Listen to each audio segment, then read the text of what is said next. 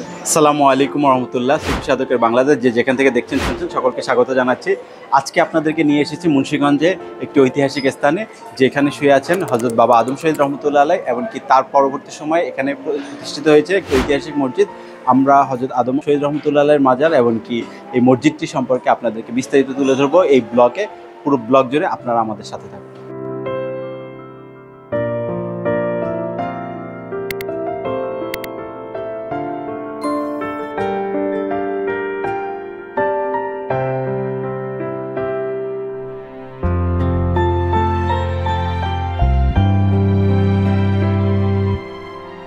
হযরত বাবা আদম শহীদ রহমতুল্লাহ আলাইহ মাজার শরীফের সামনে আমরা দাঁড়িয়ে আছি। বাবা আদম শহীদ রহমতুল্লাহ আলাইহ রাসূল সাল্লাল্লাহু আলাইহি ওয়াসাল্লামের স্মৃতি বিজড়িত তায়েফ শহরে 1099 খ্রিস্টাব্দে জন্মগ্রহণ করেন। তিনি প্রাথমিক শিক্ষা লাভের জন্য খোরাসান শহরে ভ্রমণ করেন, এমনকি পরবর্তী সময়ে তিনি বাগদাদ শরীফে মাদ্রাসায় নিজামিয়াতে হুজুর গৌসে পাক রহমতুল্লাহ আলাইহির সোহবতে দরসে নিজামি সম্পন্ন করেন, এমনকি হুজুর গৌসে পাকের কাছে কাদরিয়া তরিকায় বায়াত এমনকি খিলাফত লাভ করেন। পরবর্তী সময় তিনি ইসলাম প্রচারের জন্য এই বাংলায় আগমন করেন 1142 খ্রিস্টাব্দে।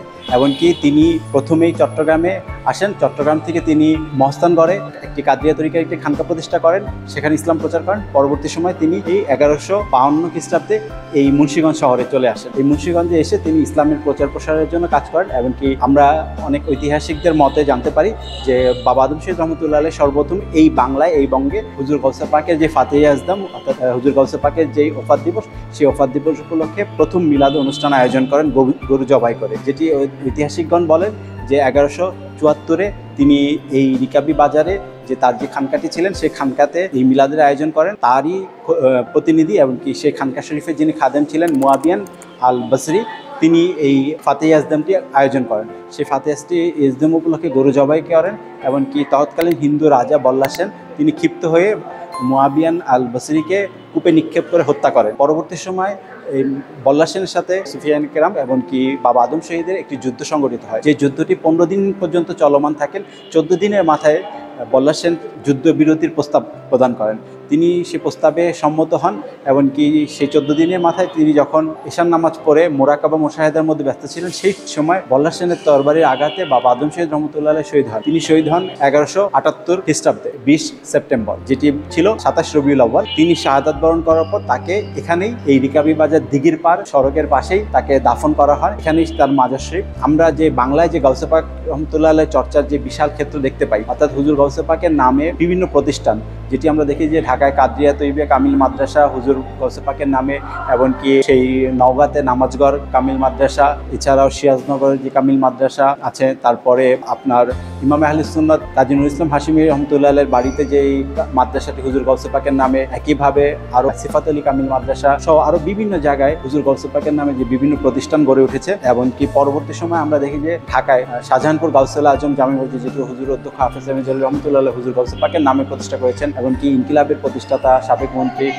মাওলানা মান্নান সাহেব, যিনি মহাখালীতে হুজুর গৌসে পাকের নামে গাউসুল আজম মসজিদ এমনকি কমপ্লেক্সটি করেছেন হুজুর গৌসে পাকের নামে। এছাড়াও আরও যে প্রতিষ্ঠানগুলো হয়েছে, সংগঠন হয়েছে, বাংলাদেশে সর্ববৃহৎ হুজুর গৌসে পাকের নামে সংগঠন গাউসিয়া কমিটি, যেটি হুজুর গৌসুজ্জামান আল্লামা সৈয়দ মোহাম্মদ তৈয়ব শাহ রহমতুল্লাহ আলাইহ 1986 সালে প্রতিষ্ঠা করেছেন।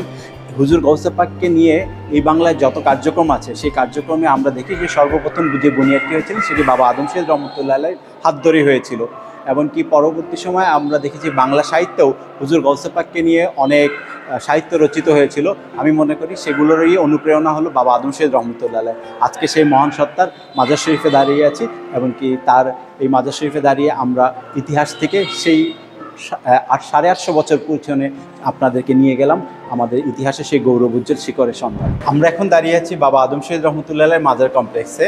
এই মাজার কমপ্লেক্স কেন্দ্রিক যে অনুষ্ঠানগুলো পরিচালিত হয় সে সম্পর্কে আমরা জানবো স্থানীয় একজনের কাছ থেকে। আসসালামু আলাইকুম রহমতুল্লাহ। আপনার নাম? আমার নাম হুমায়ুন কবির। হুমায়ুন কবির। আচ্ছা, এই কমপ্লেক্সে কি কি অনুষ্ঠান হয়ে থাকে সে সম্পর্কে যদি আমাদের? বৃহস্পতিবার 2টা মিলাদ হয়, আসরের পরে এবং এশারের পরে। তারপরে 10 মুহররম হয়, 12 রবিউল আউয়াল হয় এবং 27 রবিউল আউয়ালে তার ব্যাপকভাবে উরুস মুবারক হয়। তারপরে পাতা ইয়াজদাম হয় বিরিয়ানি দিয়ে। ধন্যবাদ আপনাকে।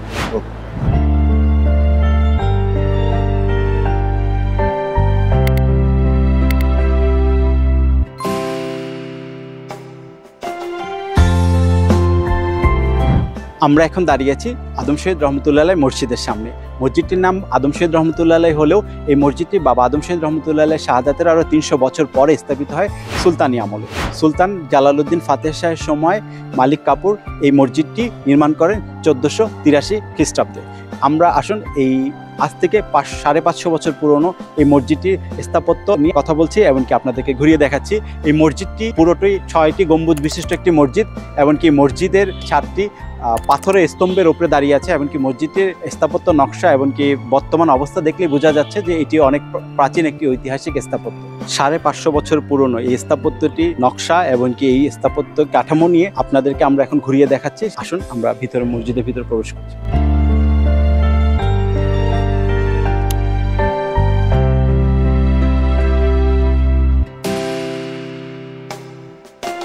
প্রথমে আমরা যদি দেখি এই মসজিদের দেয়ালগুলো, এগুলোর পুরুত্ব দেখলেই বোঝা যাচ্ছে যে এইটি কতটা শক্ত ভিত্তির উপরে দাঁড়িয়ে আছে মসজিদটি। একইভাবে আসুন এই মসজিদের যেই খিলানগুলো, যার মধ্যে এই যে একটি খিলান দেখতে পাচ্ছেন, এটি পুরোটাই একটি পাথরের তৈরি খিলান। এই খিলানটির ওপরে এমনকি পাশে যে খিলানটি, এই 2টি খিলানের উপরে দাঁড়িয়ে আছে পুরো মসজিদটি, এমনকি 6টি গম্বুজ। এখানে আপনারা যদি দেখেন এই 6টি গম্বুজ, এইগুলোর সংযোগে যেই মাঝখানে যে ইয়েগুলো, সেই টোটাল 2টি পিলারের উপরে দাঁড়িয়ে আছে টোটাল মসজিদ। এমনকি মসজিদের মেহরাব পাশাপাশি দুই পাশে আরও 2টি মেহরাবের মতো করে ইয়ে করা আছে। এই জিনিসটিও পুরোটি সেই সময়কার ইট দিয়ে তৈরি, কারুকাজ সম্বলিত এই মসজিদের মেহরাবটি। এমনকি উপরেও আপনারা দেখতে পাচ্ছেন একইভাবেও এটির অনুকরণে পাশাপাশি 2টি আরও মেহরাবের সাদৃশ্য জায়গা রয়েছে। আপনাদেরকে নিয়ে এসেছিলাম আজ থেকে 850 বছর পূর্বে বাবা আদম শহীদ রহমতুল্লাহের স্মৃতি বিজড়িত এই স্থানটিতে, যেখানে বাবা আদম শহীদ রহমতুল্লাহের মাজার শরীফ, এমনকি এখানে যেই মসজিদটি আপনাদেরকে দেখালাম সুলতান জালালউদ্দিন ফাতেহের সময় নির্মিত এই মসজিদটি, যেটি 550 বছরের বেশি সময় ধরে এখানে দাঁড়িয়ে আছে। আপনাদেরকে ইনশাআল্লাহ সুফি সাধকের বাংলাদেশের পক্ষ থেকে আগামী পর্বে অন্য নতুন কোনো একটি স্থানে নতুন কোনো ঐতিহাসিক স্থাপনার সাথে পরিচয় করে দেব। সে পর্যন্ত ভালো থাকুন, সুস্থ থাকুন। আপনাদেরকে সকলকে শুভেচ্ছা জানাচ্ছি সুফি সাধকের বাংলাদেশের পক্ষ থেকে। আসসালামু আলাইকুম ওয়া রাহমাতুল্লাহি ওয়া বারাকাতুহু।